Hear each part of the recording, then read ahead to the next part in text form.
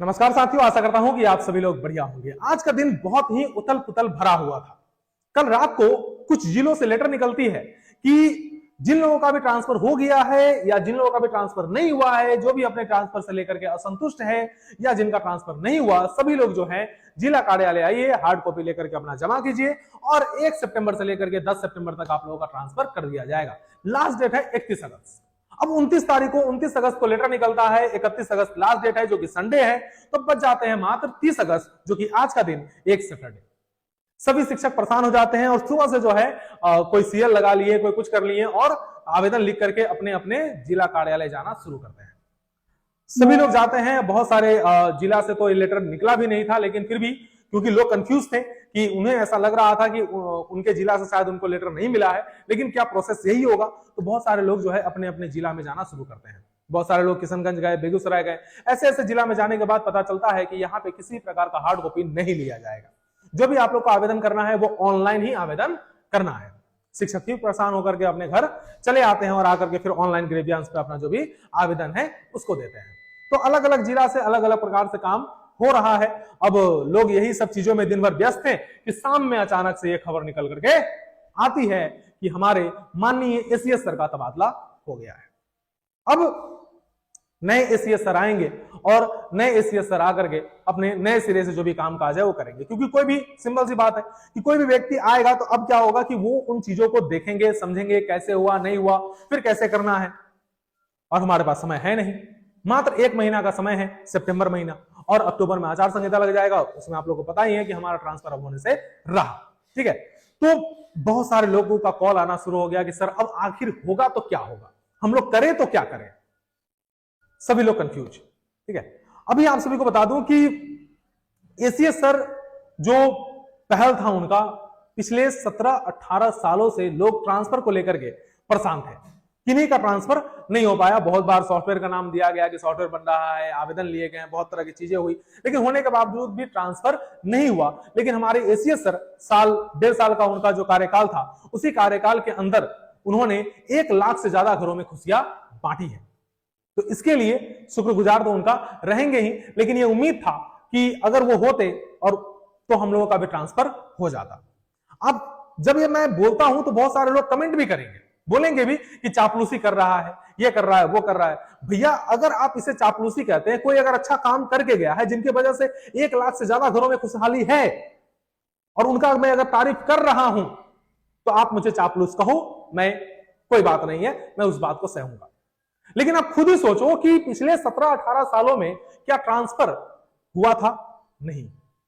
क्या इतने बड़े संख्या में लोगों का 1 साल के अंदर, 1 साल का 8 महीना के अंदर में 1,30,000 लोगों का ट्रांसफर कर देना कोई आसान काम लगता है आप लोग? क्या किसी भी विभाग में हुआ है? क्या भारत के किसी भी राज्य में इतने लोगों का ट्रांसफर एक बार में हुआ है? नहीं हुआ है। यह एक कीर्तिमान उन्होंने स्थापित किया। उनका एक उद्देश्य था जिसको उन्होंने पूरा करने का कोशिश किया। हां, किसी कारण से वो बार बार चीजें जो है डिले हुई है। उसके भी जो करीब से चीजों को जानते हैं, उन्हें व्यक्तिगत तौर पर जानते होंगे, उन लोगों को पता होगा कि क्या क्या समस्या बीच में आई है। बिना 1 रुपया लगे हुए आपका ट्रांसफर, आपके जो सहयोगी है या फिर 1,30,000 लोगों का जो ट्रांसफर हुआ है, उसमें से तरह तरह के लोग तरह तरह के इंजाम लगाते हैं, वो अलग बात है। लेकिन बिना किसी पैसे से इतने लोगों का ट्रांसफर हुआ, आप समझ सकते हैं कि कितने लोगों को खलता होगा कि हमारा रोजी रोटी मर गया, हमारा ये हो गया, हमारा वो हो गया। बहुत सारे जो इंटरनल बातें हैं वो खैर छोड़िए, जिस कारण से चीजें जो है वो डिले हो रही थी। अब इस बीच में अचानक से जब अगला 3 महीना बाद उनका रिटायरमेंट होना था और उस बीच में उनका ही ट्रांसफर कर दिया जाता है, तो इससे शिक्षकों को भावना को ठेस पहुंचता है। जो शिक्षक उम्मीद लगाए बैठे हुए थे, उन्हें निराशा होती है कि आखिर ऐसा क्यों हुआ, इतनी क्या आवश्यकता थी। खैर छोड़िए, जो भी उनकी ये इंटरनल बातें हैं, जो भी हुआ होगा, पता नहीं क्यों हुआ होगा, कुछ सोच करके ही किया गया होगा। लेकिन एसीएस सर जितना दिन थे, जो भी उन्होंने शिक्षा के लिए किया है वो सराहनीय है और इसके लिए हम हमेशा उनका आभारी रहेंगे। हमारे, ठीक है, मेरे घर में खुशियां नहीं आई, मेरे दोस्तों के घर में खुशियां नहीं आई, लेकिन बाकी जो हमारे 1,30,000 भाई बहन हैं, उनके घर में तो खुशियां आई है। अब जो बाकी बच गए हैं 50 से 60,000 लोग, उनके लिए फिर हम लोग थोड़ा और मेहनत से, थोड़ा और जोश के साथ, थोड़ा और मोटिवेशन से हम लोग संघर्ष को करेंगे, थोड़ा और यूनिटी के साथ हम लोग को संघर्ष करना पड़ेगा। अगर आप लोग का सहयोग मिलेगा तो जो इतने दिन तक हम लोग करते आए हैं, और भी 1 महीना और सही, थोड़ा और जोश लगाएंगे, थोड़ा और जोर लगाएंगे और सभी लोगों का ट्रांसफर लेकर रहेंगे। आप सभी को बता दूं कि एसीएस सर गए हैं, हमारे एस सिद्धार्थ सर, माननीय एस सिद्धार्थ सर का ट्रांसफर हुआ है, ना कि एसीएस पद का ट्रांसफर हुआ है। पद वही है। जो कमेटी जिला में बना है वो कमेटी है, डीएम का ट्रांसफर नहीं हुआ है, डीओ का ट्रांसफर नहीं हुआ है, वो लोग हैं। तो जिला का कमेटी जो उन्होंने आदेश अब तक निकाल के रखा था, वो आदेश के अकॉर्डिंग अगर वो लोग चाहें तो काम को कर सकते हैं और सिस्टमेटिकली चीजों को बहुत ही आसानी से किया जा सकता है। जो जिला के अंदर वाला ट्रांसफर है वो जिला कमेटी कर लेगा, और जो जिला के बाहर वाला ट्रांसफर है, जो कि अब बहुत ही कम संख्या में लोग बचे हुए हैं, 10 से 12 हजार अंतर जिला लोग बचे हुए हैं, और आसानी से उन लोगों का ट्रांसफर जो है वो सचिवालय स्तर पर हो सकता है। बस जिला उसको क्या करेगा, फॉरवर्ड करेगा, और आपका ट्रांसफर जो है वो सचिवालय स्तर से अंतर जिला वाले जो है वो उन लोगों का हो जाएगा। उम्मीद करते हैं कि ऐसा ही कुछ होगा, और इसको ऐसा ही करवाने के लिए आप लोगों को संगठित होकर के रहना पड़ेगा। कुछ लोगों को जब मैं बोलता हूं कि संगठित होकर के रहना पड़ेगा तो कमेंट करते हैं कि आप सेम जिला वाले की बात ही नहीं करते, आप अदर स्टेट वाले की बात ही नहीं करते, आवाज ही नहीं उठाते, हम आपके साथ क्यों जाएंगे? अदर स्टेट वाले तो एक अलग ही यूनियन बनाने की बात करते हैं। अरे भैया, ऐसे यूनियन अगर बनाना होता तो आप लोग पिछले 8-9 महीना से कहां थे? जब इतना संघर्ष करके यहां तक पहुंचे तब कहां थे? तब आपको चाहिए था स्ट्रॉन्ग लीडरशिप। जो कितने लोग आपको दिख रहा है जो ट्रांसफर के बारे में बोल रहा है? आज अगर आप हम लोगों का सपोर्ट नहीं कीजिएगा तो आप बताइए किसका सपोर्ट कीजिएगा? किसके पास जाइएगा? किसके पास? ओ एमएलसी प्रत्याशी के पास या एमएलसी साहब के पास? किनके पास जाइएगा? कौन आपका आवाज उठाएगा? इसीलिए नकारात्मक कमेंट करना बंद कीजिए, नकारात्मकता फैलाना बंद कीजिए, और एक साथ होकर के संगठित होकर के काम को कीजिए। हम आज ही बोलेंगे, आज आपका सपोर्ट मांग रहे हैं, लेकिन फिर भी आपको बोलेंगे कि पहला प्राथमिकता जो उस जिला के मूल निवासी है उनको मिलना चाहिए।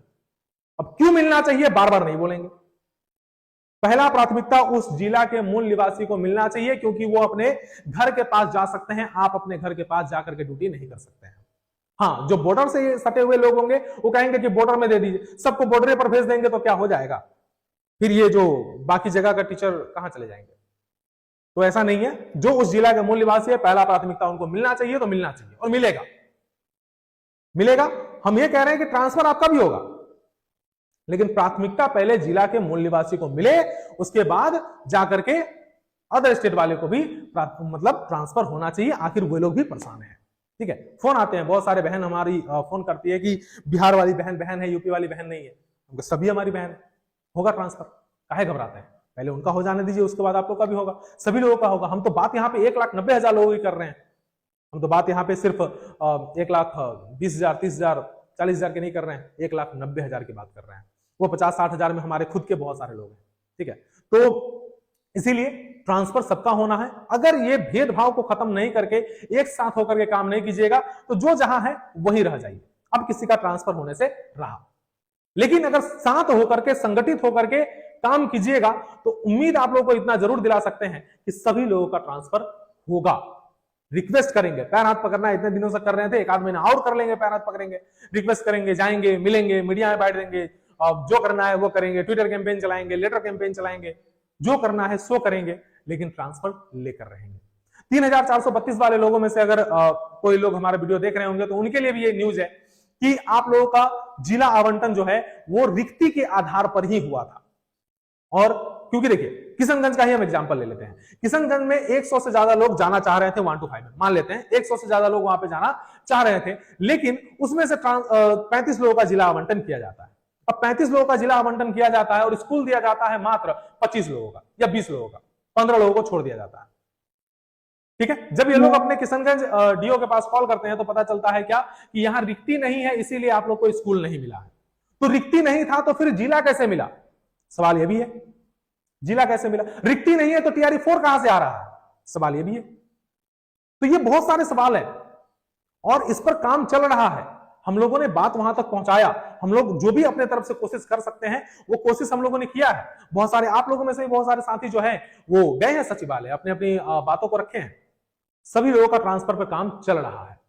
उम्मीद है कि काम इसी प्रकार से चलता रहे। आज अचानक से न्यूज आया तो चीजें जो है थोड़ा सा गड़बड़ दिखा है, लेकिन ऐसा कुछ नहीं है। हम लोग जितने भी विकट परिस्थिति क्यों ना हो, साथ मिलकर के संघर्ष करेंगे, ये भावना आपके मन में होना चाहिए। अगर आप साथ मिलकर के संघर्ष कीजिएगा तो जाकर के आसानी से जो है हम लोग अपने लक्ष्य को पूरा कर सकते हैं। नकारात्मक कमेंट किसी के बारे में मत कीजिए। और रही बात कि आप लोग के लिए इतना संघर्ष कर रहे हैं, उसके बावजूद भी जब आप लोग की तरफ से किसी प्रकार का ग्रुप में हम देखे हैं या वीडियो के नीचे जो है आज अनिल भैया के वीडियो के नीचे हम देख रहे थे, ठीक है, तो मुझे बहुत ही ज्यादा मतलब बुरा लगा।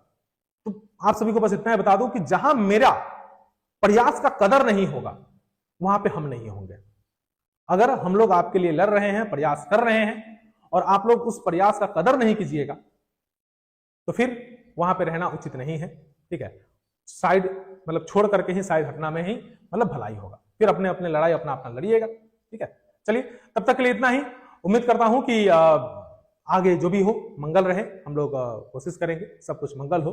तब तक के लिए जय हिंद, जय बिहार।